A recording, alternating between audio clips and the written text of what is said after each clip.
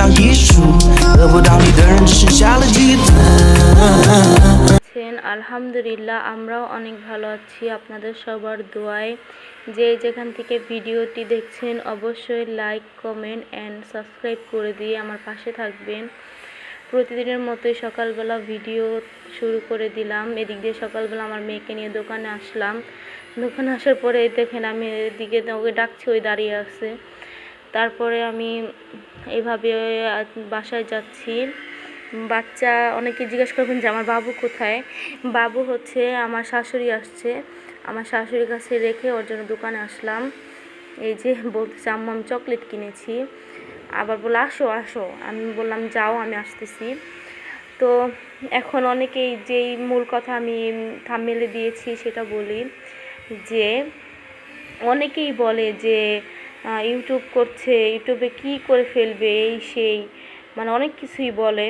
তো মানুষের কথাই তো আমার আসে যায় না। আর হচ্ছে আমার অনেক শখ করে এই ইউটিউবে আসা, কারণ দেখি অনেকেই অনেকভাবে ভিডিও করে অনেকেই সফল হয়েছে। তো ওই ভিডিওগুলো দেখাতেই আমার মনে বল আসলো যে হ্যাঁ আমিও তো বাসায় একা থাকি, বাসায় দুইটা বাচ্চা নিয়ে সকাল থেকে কাজ করলে আমার সারাদিন আর কোনো কাজ থাকে না। এই জন্য ভাবলাম যে আমিও কিছু দেখি করতে পারি কি না। পাশাপাশি আমার যদি আমি একটা কিছু করতে পারি সেটা তো আমারই কাজে লাগবে। আর এই দিক দিয়ে আমার মেয়ে আইসক্রিম খাচ্ছে রাতের বেলা।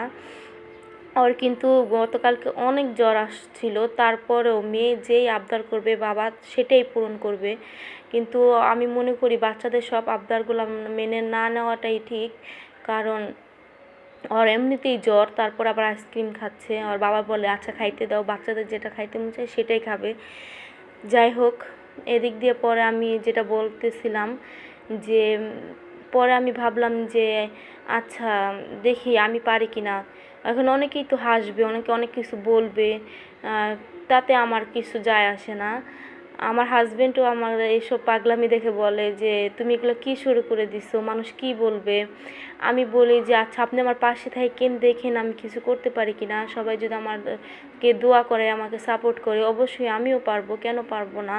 যেহেতু আমি নতুন নতুন অনেক কিছু নাও বুঝতে পারি, আস্তে আস্তে সব কিছু ঠিক হয়ে যাবে।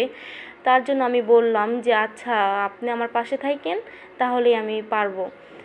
তারপরে বললো যে আচ্ছা আমি তোমার পাশে আছি, দেখি তুমি কি করতে পারো। তারপরে এদিক দিয়ে আমি সকালবেলা সব কাজটা শুরু করে দেই। এইভাবেই ঘুম থেকে উঠে বিছনা গোছানো হইতে শুরু করে নাস্তা বানানো, বাচ্চাদের ফ্রেশ করা, খাওয়া। আর যেহেতু আমার 1 বছর পর পরই দুইটা বাচ্চা হয়ে গেছে, তার জন্য আমার অনেক কষ্ট হয়ে যায়। তারপরও আলহামদুলিল্লাহ আল্লাহ সব কিছু আমাকে করার মতো তৌফিক দেয়, আমি পারি। তারপরে গিয়ে যে আমি বিছনা গোছাচ্ছিলাম, সব কিছু গুছিয়ে টুছিয়ে আমার সারাদিনের মতো কাজ শেষ হয়ে যায়। তো আগে বুঝতাম না যে মানুষ একটা ভিডিও দেখে ফেলে কি কতটুকু টাইমের ভিতরে আমরা দেখে ফেললাম, মজা নিয়ে ফেললাম। কিন্তু এখন আমি বুঝতে পারি যে আসলেও যারা ইউটিউবিং করে তাদের কত কষ্ট হয়, আর একটা ভিডিওর পিছনে কতটা শ্রম দিতে হয় এখন আমি বুঝতে পারি। আগে হয়তো বুঝতাম না। তো এইভাবেই আমি দেখলাম যে হ্যাঁ আসলে ইউটিউবিংয়ে অনেক কষ্ট করতে হয়। তো সবাই কষ্টের যদি একটুখানি ভিডিওটা দেখেন, সম্পূর্ণ সাবস্ক্রাইব করে দেন, তাহলে হয়তো আগ্রহটা আরও বেশি বাড়ে। তো সবাই আমার জন্য দোয়া করবেন, আমার সন্তান, আমার স্বামীর জন্য দোয়া করবেন। এখন অনেকে ভাবতে পারেন যে আমি এগুলো করছি, আমার স্বামী কী কাজ করে। আমার হাজব্যান্ড হচ্ছে মোবাইল সার্ভিসিং করে, তার গুলিস্তান দোকান আছে, আর সে এই সার্ভিসিংয়ের কাজ করে।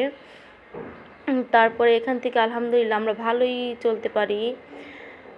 তারপরেও আমি এটা শখের বশে করা। অনেকে ভাবতে পারেন যে আমি ইনকামের জন্য এটা করছি, আসলে এরকম কিছু না। আমি কিন্তু শখের বশে এটা করছি। তো সবাই আমার জন্য দোয়া করবেন, আমি যেন সত্যি সত্যি সফল হতে পারি। আর এদিক দিয়ে আমি সন্ধ্যাবেলা ভিডিওটা আমি সন্ধ্যাবেলা মোবাইলে দেখে আমার শাশুড়ি, আমি টিভি দেখছিলাম, তখন দেখলাম যে একটা ভিডিওতে এভাবে পুরীর মতো বানাচ্ছে ডিম দিয়ে। তারপরে একটু চেষ্টা করলাম যে দেখি আমিও পারি কি না। তো ভালোই হয়েছে, আম্মা খেয়ে বলছিল যে না মজাই হয়েছে। আমার কিছু মজা না হলেও আম্মা আমাকে বলবে যে হ্যাঁ মজা হয়েছে, কারণ যাতে আমি খুশি হই। তো এইভাবে আমি সন্ধ্যাবেলা নাস্তাটা বানাচ্ছিলাম। এই যে ডিমের ভিতরে হলুদ, মরিচ গুঁড়া, চাট মশলা এগুলো সব কিছু দিয়ে তারপরে এই যে আটা কাই করে তারপরে এটার ভিতরে আমি এই ডিম দিয়ে দিব। তারপরে যে আটা রুটি বানানো ওইটা উপরে দিয়ে তারপরে কেটে ফেলতে হবে, তারপরে ভাজলেই শেষ। এভাবে আমি বানাচ্ছিলাম। তো হ্যাঁ, আলহামদুলিল্লাহ মজাই হয়েছে। আর আমার একটা অভ্যাস কি, আমি টিভিতে একটা কিছু দেখলেই ওটা করার চেষ্টা করি। তো আলহামদুলিল্লাহ সফল হই, মজাই হয়। এই যে বানিয়ে ফেললাম, দেখতেই পাচ্ছেন সুন্দরই হয়েছিল। তারপরে তেলটা বেশি গরম হয়ে যাওয়ার ফলে প্রথমটা হয় নাই। তারপর দেখলাম ওইভাবে কষ্ট বেশি, আমার বাচ্চা কাঁদছিল, এদিক দিয়ে আম্মা বলছিল তাড়াতাড়ি আসো।